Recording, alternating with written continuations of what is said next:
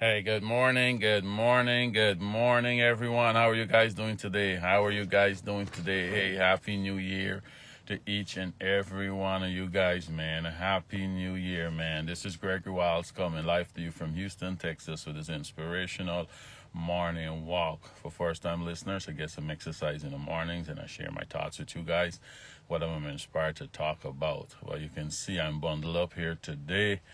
We from nice summer weather last week. We now into freezing. We now freezing. So we just at I think is anywhere around 31 degrees right now. Maybe just hitting the 32 degrees of at the freezing temperature. Yeah. So we're a little cold. So I'm not really gonna go on walk today. And got to do something indoors. But yes, I can still do what I need to do though.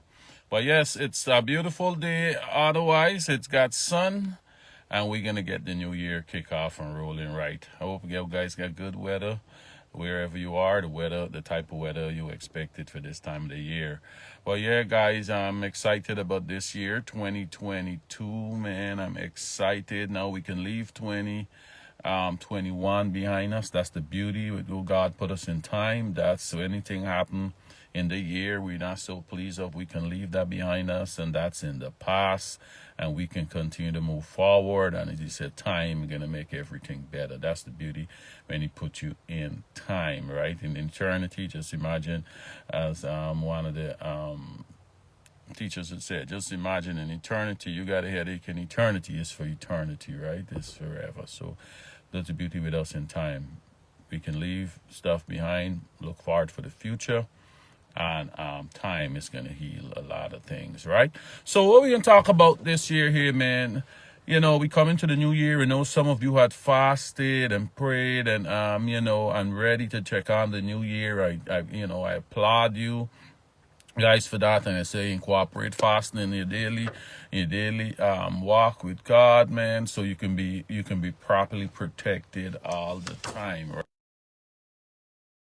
A little story here today where in Ezekiel, and why we need to incorporate all the fasting and praying and just keep ourselves properly aligned, man. Good morning, Jillian. Good morning, Big Sis. How are you doing? How are you doing?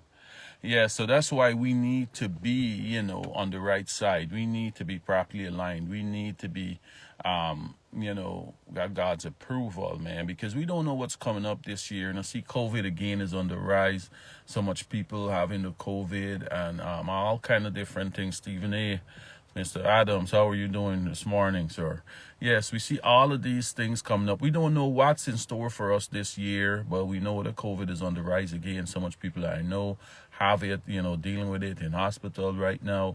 So I want to shed a little light on why we need to be properly protected, and the best protection. We'll show you what the best protection is, right?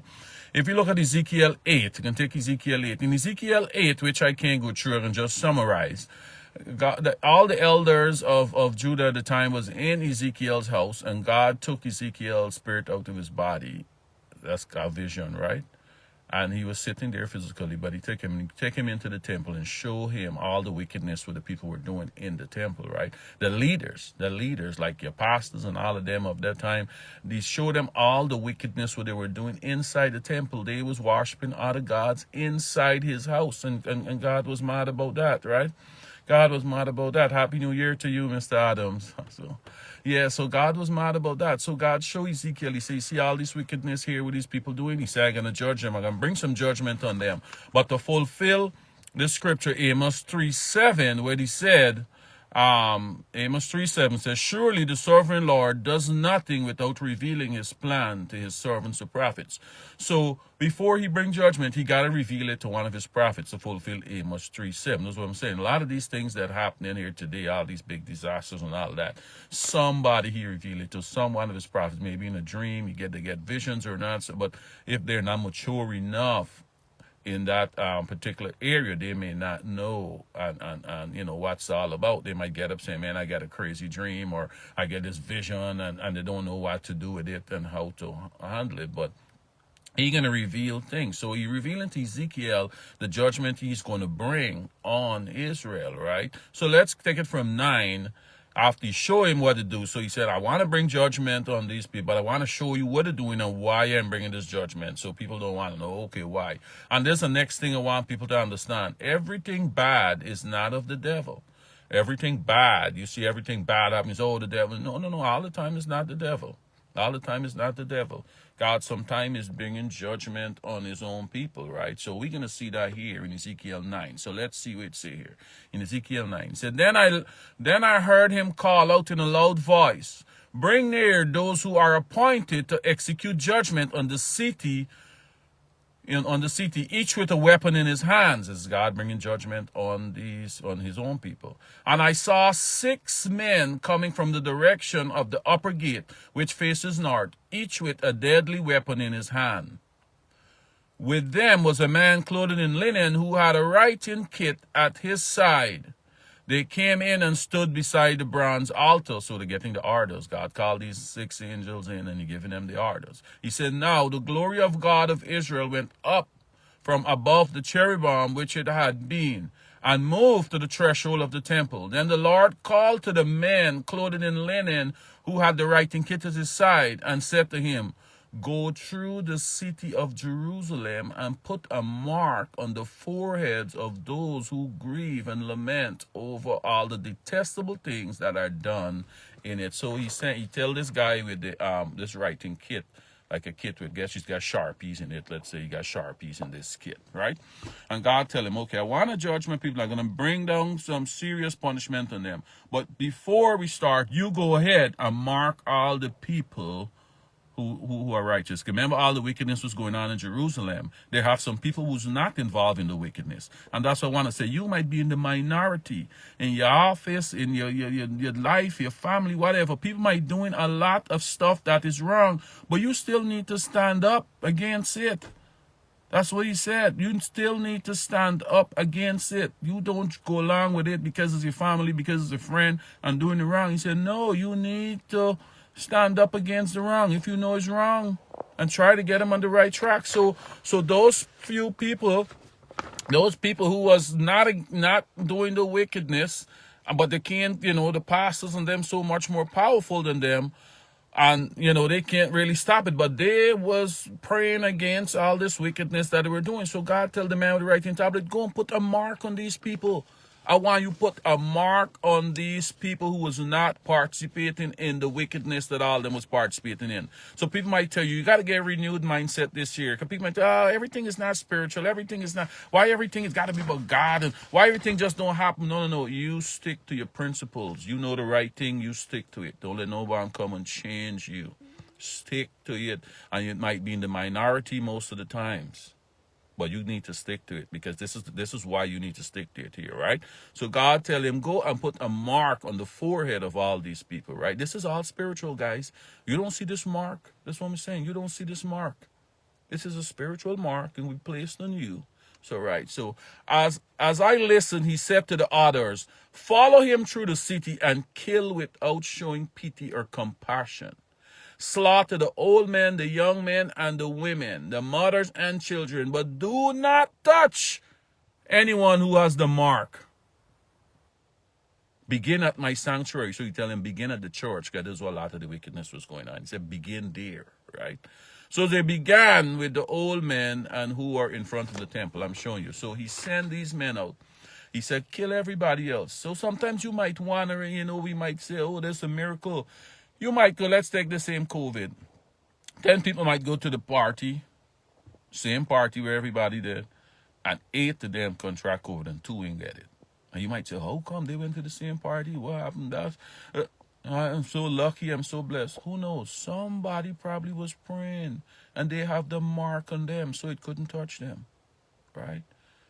Somebody, because when he said go ahead and kill all these people, it can come in the form of plagues, it can come in the form of some hurricane. So sometimes you see hurricane where the whole everything blow down and one house or some church or something still standing, right? Maybe they got a mark. Maybe they got that spiritual mark on them that plague can't touch. And again, you can see from here, everything bad is not of the devil. Everything bad. We learn everything bad of the devil. No, sometimes it's God calling down judgment and doing certain things, but you want to be properly protected. You want to have that mark on you that when things coming down, it got to pass you. It got to pass you, right? It's not a mark you can see, but that's why you need to be doing the right thing, following the laws, be on the right side, standing up. Good morning, Tessa. Good morning, Pamela.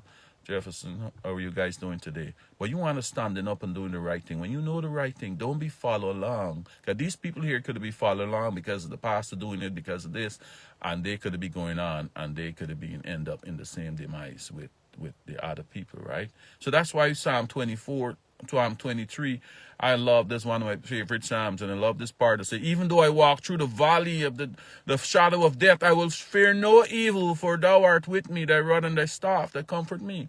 If you got that mark, you can walk through the valley of the shadow of death, and it can't touch you if you have that mark on you guys. So this year, we need to strive to getting. So we don't need to be worried. We don't need to worry now when all these things are going on. Yes, you got to do all that you need to do to protect yourself from anything. You know what I'm saying? Because you think you got this mark and you're doing it right, you're going to go and put yourself in harm's way deliberately. Because the other scripture said, don't test your Lord your God. They don't put him to test.